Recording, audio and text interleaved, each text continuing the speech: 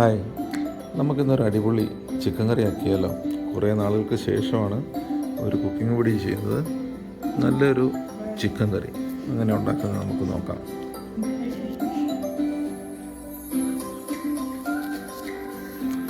നമുക്കൊരു 3 വലിയ ഉള്ളി ചെറുതായിട്ട് നമുക്ക് അരിഞ്ഞെടുക്കാം.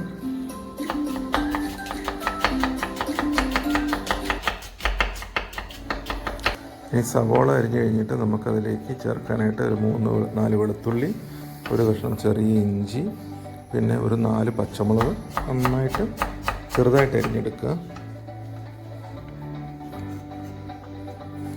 അതിനുശേഷം നമുക്ക് പാനടുപ്പ് വെച്ച് ചൂടാക്കി നന്നായിട്ട് ചൂടാക്കി കഴിയുമ്പോൾ അതിലേക്ക് ഒരു 3 സ്പൂൺ വെളിച്ചെണ്ണ ഒഴിച്ചു കൊടുക്കുക.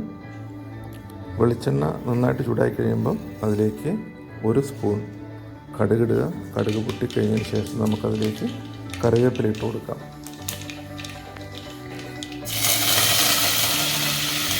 കറിവേപ്പിലയും കൂടെ നന്നായിട്ടൊന്ന് പൊട്ടിക്കഴിയുമ്പോൾ നമുക്കതിലേക്ക് അരിഞ്ഞ് വെച്ചേക്കുന്ന വെളുത്തുള്ളി, ഇഞ്ചി, പച്ചമുളക് ചേർത്ത് നന്നായിട്ട് ഇളക്കുക. അതൊരു ബ്രൗൺ കളറാകുന്നവരെ നമ്മൾ ഇളക്കി കൊടുക്കണം. ഏകദേശം ബ്രൗൺ കളറായിട്ടുണ്ട്. അതിലേക്ക് നമുക്ക് അരിഞ്ഞ് വെച്ചേക്കുന്ന ഉള്ളി ചേർത്ത് നന്നായിട്ട് വഴറ്റിയെടുക്കണം.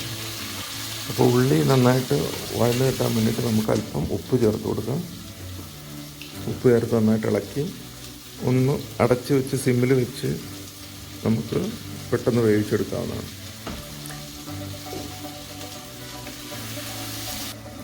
ഉള്ളി ഒരു ബ്രൗൺ കളറായി കഴിയുമ്പോൾ നമുക്ക് മസാല ചേർക്കാം. അതിന് നമ്മൾ ഒരു കാശ്മീരി മുളക് പൊടി 2.5 സ്പൂൺ, ചെറിയ സ്പൂണാണ് എടുത്തിരിക്കുന്നത്. പിന്നെ ഒരു 3 സ്പൂൺ ചിക്കൻ മസാല,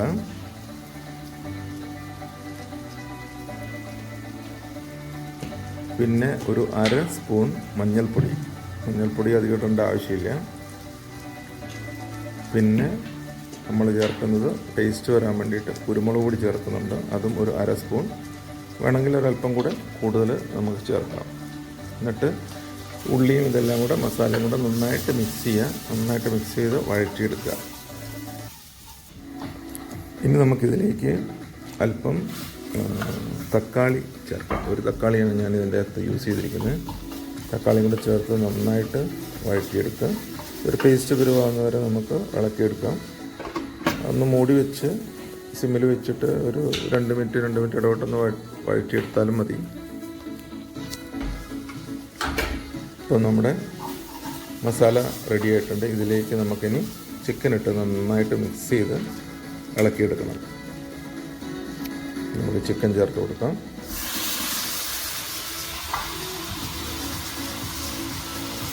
ഇനി ആ മസാല ചിക്കനിൽ പിടിക്കുന്ന രീതിയിൽ നമ്മൾ നന്നായിട്ട് ഇളക്കി കൊടുക്കുക.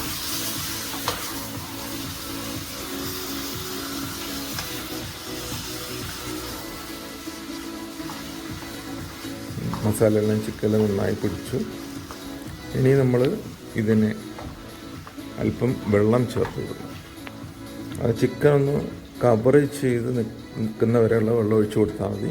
കാരണം ചിക്കൻ നന്നായിട്ട് വെന്ത് മസാലയൊക്കെ പിടിച്ച് ഗ്രേവി നമുക്കൊന്ന് കുറുക്കിയെടുക്കണം. അതിന് വേണ്ടിയിട്ടാണ്. ഇപ്പോൾ ചിക്കൻ നമ്മൾ വെള്ളമൊഴിച്ച് ചിക്കൻ മൂടുന്ന വിധത്തിലാക്കിയിട്ടുണ്ട്. ഇനി നമുക്കിതിനെ അടച്ച് വെച്ചിട്ട് നിങ്ങളൊരു 5 മിനിറ്റ് ഇടവിട്ട് അടച്ച് വെച്ച് ഒരു മീഡിയം ഫ്ലേവറിൽ വേവിക്കുക.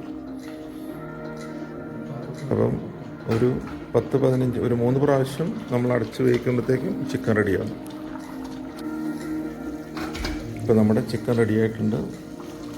നല്ല മണവും എല്ലാം വരുന്നുണ്ട്. ഇപ്പോൾ നമുക്ക് കണ്ടാലറിയാം അടിപൊളി ചിക്കനാണ്. ഇനി നമുക്കിവനെ ഒരു ബൗളിലേക്ക് മാറ്റാം.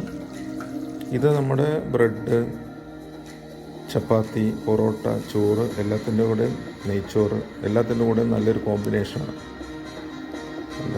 എല്ലാവരും കഴിച്ച് നോക്കുന്നുണ്ട്. അവർക്കും ഇഷ്ടപ്പെട്ടു. സംഭവം അടിപൊളിയാണ്.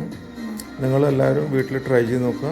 ഇഷ്ടപ്പെട്ടെങ്കിൽ നമ്മുടെ ചാനൽ സബ്സ്ക്രൈബ് ചെയ്യുക, ലൈക്ക് ചെയ്യുക, ഷെയർ ചെയ്യുക.